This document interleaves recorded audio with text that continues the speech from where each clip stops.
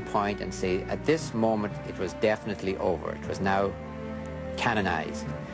When Constantine wanted 50 copies and was willing to finance 50 parchment copies of the complete Bible. Now that would be a very big book and very expensive. Nobody was going to say to Constantine, well, we haven't totally finished deciding what's in and what's out. At that moment, it was very clear. When the emperor was ordering and the emperor was paying, the canon was closed. The Bible, now with 2 testaments, both Old and New, is finally sealed and begins its passage to the modern world. In the late 1800s, fragments of an ancient Hebrew manuscript were discovered in the storage room of this synagogue in the old quarter of Cairo.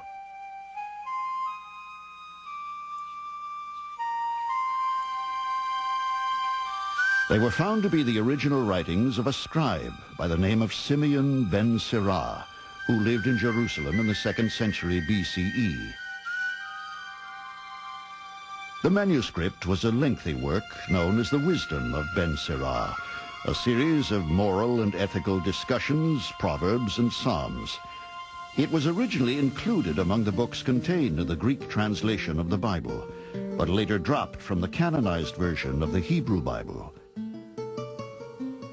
Even to this day, the Wisdom of Ben Sirah still appears in the Old Testament, but in Roman Catholic editions of the Bible only.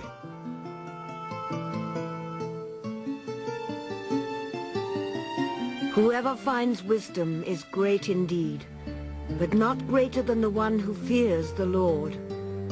Fear of the Lord surpasses all else.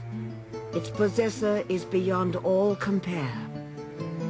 Wisdom of Ben Sirah, 25:10. The finding of the Ben Sirah fragment was a great event in biblical research. Scholars were enthralled with the texts. Few hoped or expected that anything to equal them would ever be discovered. However, some argued that there should surely be more lost and forgotten works hidden in undiscovered places somewhere in the vastness of the Middle East. The desert is the great custodian of the past, its dry heat a safeguard against the ravages of time. And in December of 1945, along the banks of the Nile at a place called Nag Hammadi, the sands would give up one of their most jealously guarded treasures.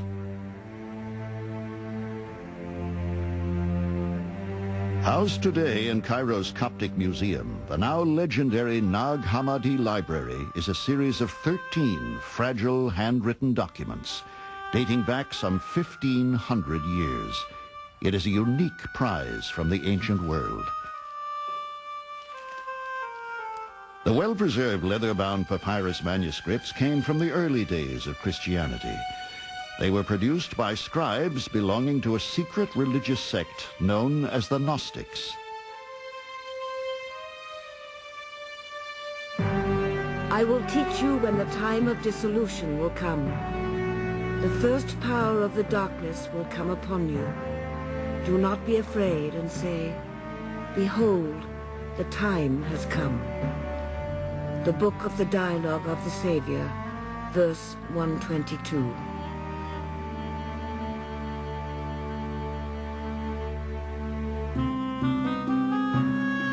Living in seclusion in a monastery somewhere among these forbidding cliffs, the Gnostics adhered to an ascetic and disciplined lifestyle.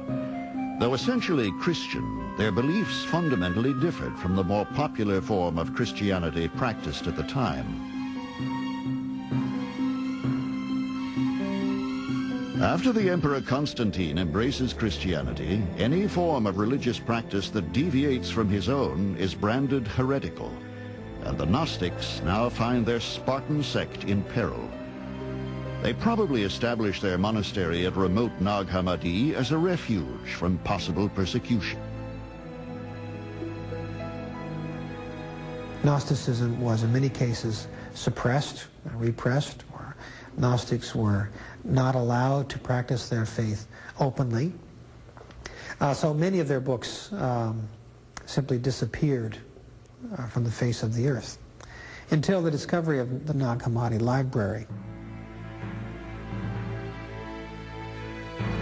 Discovered by local villagers, the library had been hidden inside a heavy pottery jar, buried beneath a boulder on the slopes of this cliff. The manuscripts were sold locally, then found their way to Cairo and eventually were made known to the world.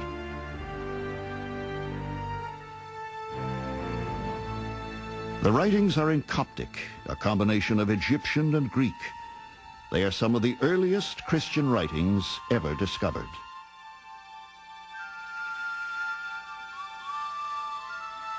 After deciphering, the texts yielded their secrets.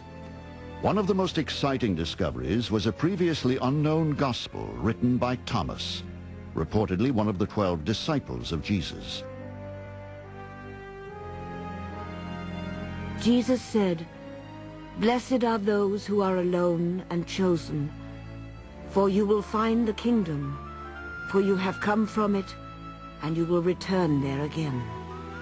Gospel of Thomas, saying 49.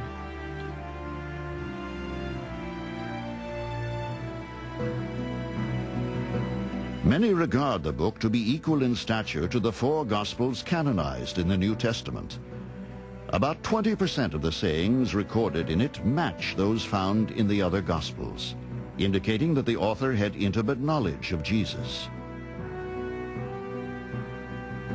Jesus said, "Seek, and you will find." In the past I did not tell you the things about which you asked me. Now I am willing to tell them, but you are not seeking them. Gospel of Thomas, saying 92. He said to them, "Whoever has ears should hear. There is light within a person of light, and it shines on the whole world." Gospel of Thomas, saying 24. Jesus said, "Often you have desired to hear these sayings that I am speaking to you, and you have no one else from whom to hear them. There will be days when you will seek me, and you will not find me." Gospel of Thomas, saying 38. A graphic way of illustrating the difference between the Gospel of Thomas and the Gospels of Matthew, Mark, Luke, and John is that there is no organization of the sayings. Any one of them should be enough. Scholars count them at 114. But basically, Jesus said, or they said to Jesus, Jesus said. Jesus is in effect a talking head. There is no action, there's no miracles, there's no passion, there's no birth story, there's no resurrection. It is the living Jesus speaking as wisdom. None of the Nag Hammadi manuscripts themselves were finally included in the New Testament canon.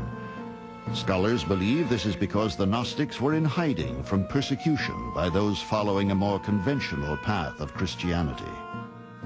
So the history of the manuscripts remains enveloped in mystery. We don't really know who buried the books. We don't quite know why. We don't know who collected these sub-libraries into the 13-book library. We don't know who the scribes were who made our Coptic copies. We don't know who commissioned the scribes, paid the scribes. We don't quite know why they said, "Do this one, but not that one," to the scribe. As a matter of fact, in one of the codices, there's a little scribal note. "I don't quite know whether you want me to copy this one or not."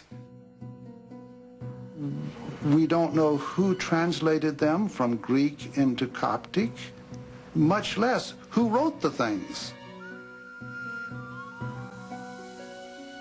Are there still other books like the Gospel of Thomas waiting to be found? And if we do find them, will they be incorporated into the existing biblical canon? We can but guess. Long before the world could take possession of the Holy Book, the prevailing texts had to undergo a lengthy process of translation. When we return